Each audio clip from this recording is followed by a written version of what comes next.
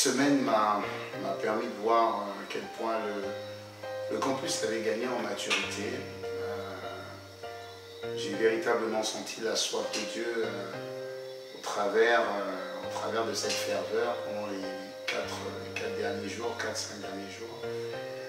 Et vous savez que l'impact et la manifestation du Saint-Esprit est en général le résultat d'une soif.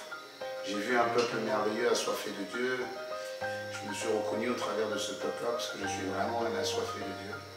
Donc j'ai passé une excellente semaine au milieu des personnes avec qui nous partageons la même passion.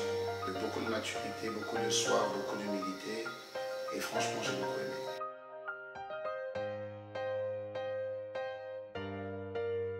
En fait, nous nous mettons tellement de bâtons pour pouvoir propager l'évangile de bonnes nouvelles.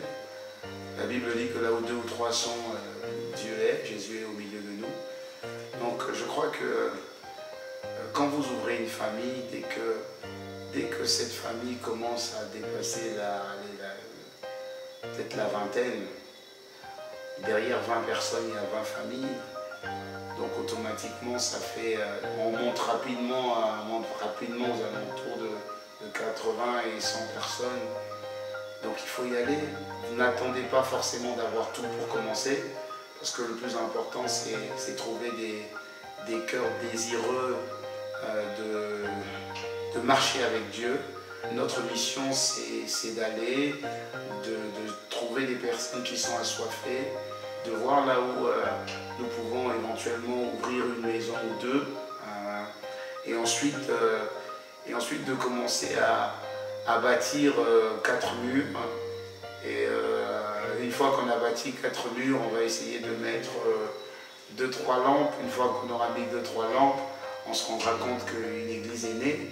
Et une fois que l'église est née, Dieu attire des brebis dans la bergerie.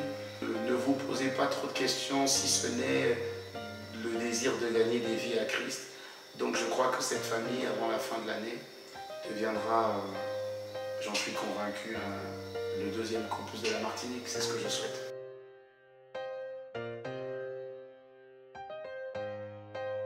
Je donnerai le conseil que Dieu avait donné à Adam, une fois qu'il l'avait déposé dans le jardin d'Éden. Il a dit à Adam, garde et cultive.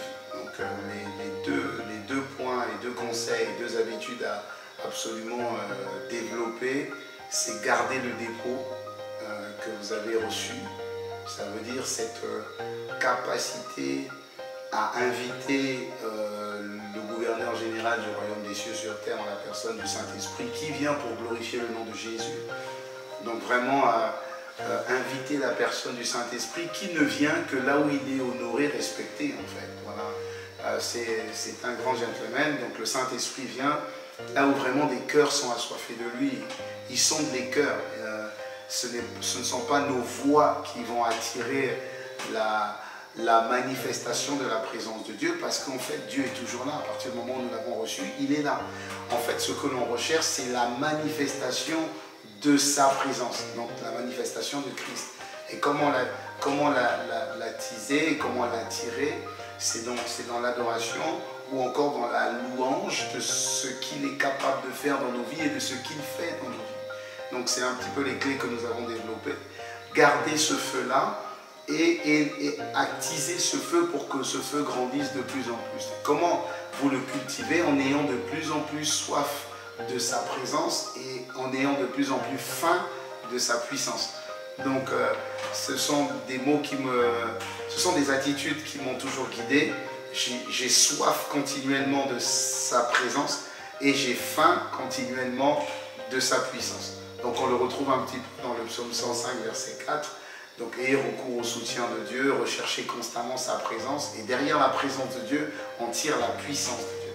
Donc en fait, c'est développer cette soif et de dire, Saint-Esprit, j'ai besoin de ta réalité, j'ai besoin d'aimer comme toi, d'être comme toi, de parler comme toi, d'agir comme toi. J'ai besoin que tu sois mon coach au quotidien, tu es mon maître et j'ai besoin que tu sois mon coach au quotidien. C'est parler à la personne du Saint-Esprit et désirer qu'il fasse en nous ce qu'il est. Et ensuite, avoir soif de sa manifestation. Sa manifestation, ce sont ses œuvres extraordinaires, ses œuvres magnifiques et ses œuvres surnaturelles. Donc c'est ce qu'il faut développer, la soif de la présence et la faim de la puissance. Bon, merci et puis à très bientôt en Martinique dès que Dieu fera grâce.